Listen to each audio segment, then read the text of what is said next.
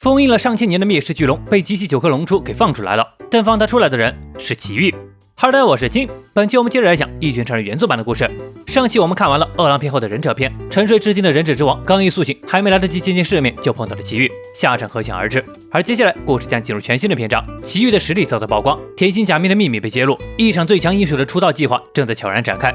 好了，废话不多说，赶紧进入我们的解说时刻。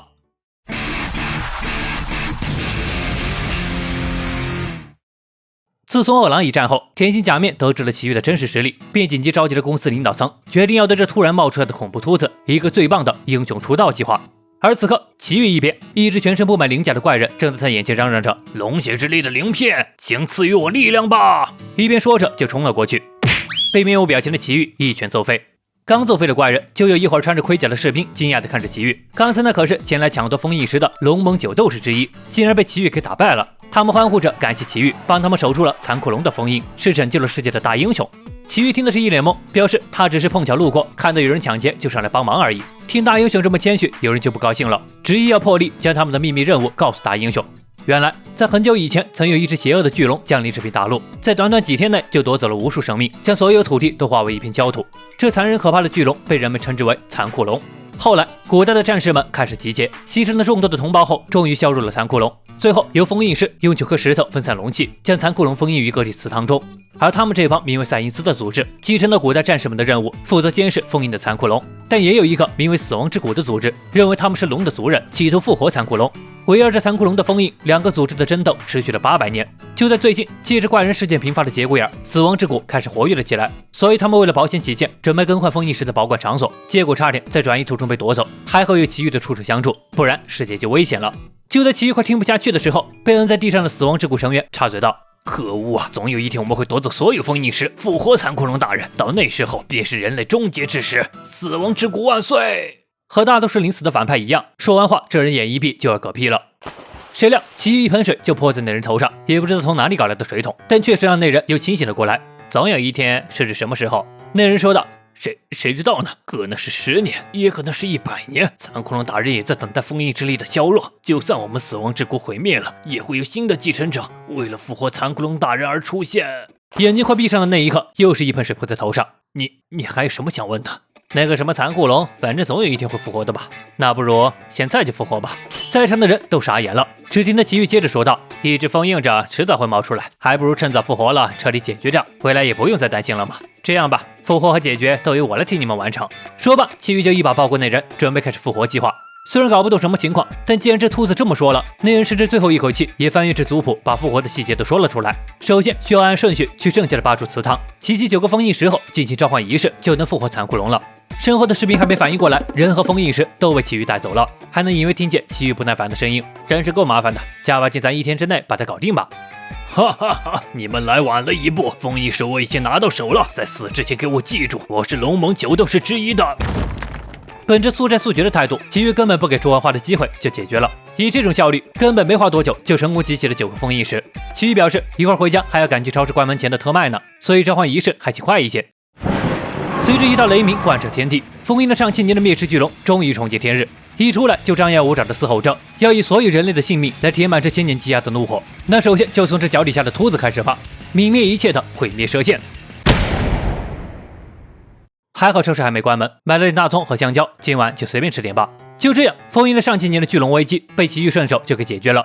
买完东西回家时，正好碰见了杰诺斯，也刚从超市特卖里出来。看这样子，明显又是去和怪人打架了。杰诺斯表示，这次敌人还挺强的，虽然打赢了，但也没办法完好无损呢。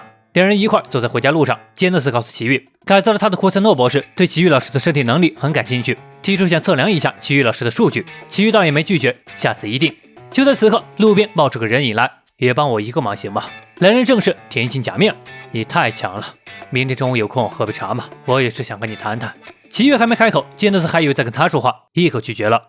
第二天，祁煜如约和甜心假面约谈。和杰诺斯不一样，反正是免费的午餐，祁煜可不会客气。这家店是假面常来的咖啡厅，不管是环境和餐食都是顶尖的。服务员询问道：“两位需要喝点什么？”祁煜瞄了眼菜单，随口要了一杯可乐。但下一刻，假面就接过话来，让服务员来一杯特制柠檬水，再给祁煜来一杯紫苏姜汁汽水。一听这话，祁煜眼神有些不对了，为什么要擅自替他决定？接着假面便开始了长篇大论。同时也将整个异形世界的组成精细的概括。如今的世界正在进入新的革命期，在古代的地球存在许多国家因为争夺土地资源而争斗，最终在人口不断减少后才统一了语言并创立了综合性政府，这便是第一次革命。后来因为战争导致地球环境遭到破坏，有害生物大量繁殖，人类被迫进行了大陆的迁移，最后仅留下了如今这一个国家得以幸存，这便是第二次革命。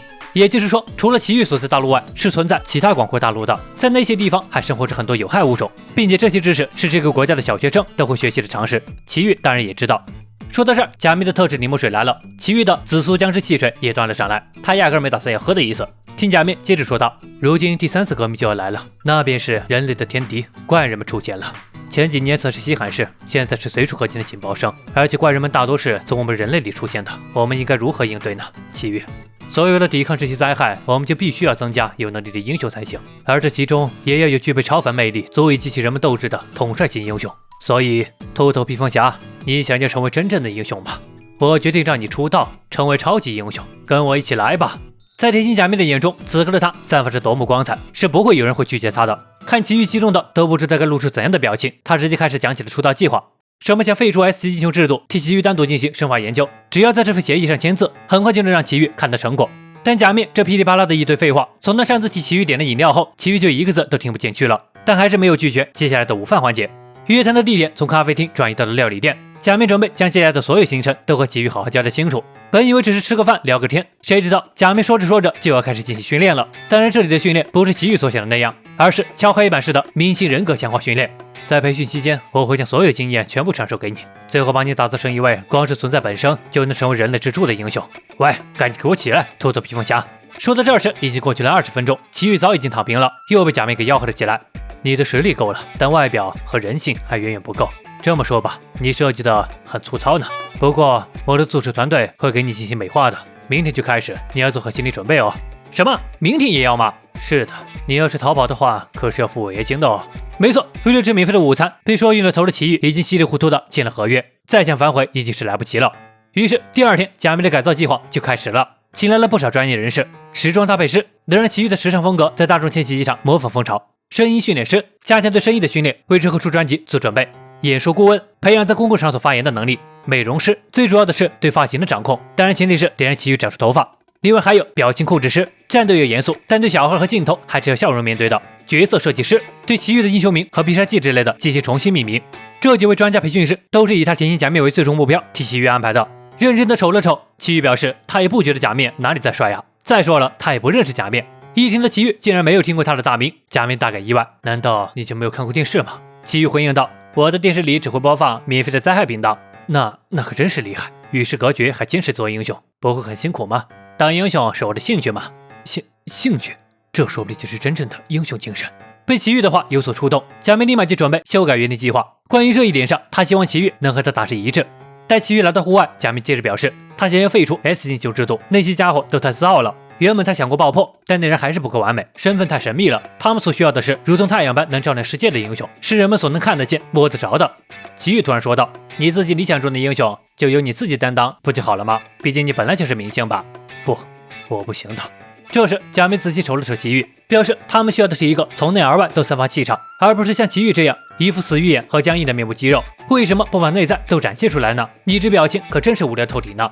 说了这么半天，假面还是决定找个地方和奇遇好好聊一聊，为什么这个人选不会是他自己？接下来应该如何改造奇遇？反正合约奇遇已经签了，就算再怎么不想听，那也由不得他了。毕竟违约金这东西对奇遇来说，比神级灾害怕也更有约束力一些。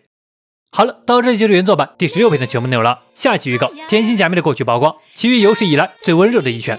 喜欢本期视频的，别忘了关注和订阅哦。那么本期视频到这里就结束了，我是麒麟，我们下期再见。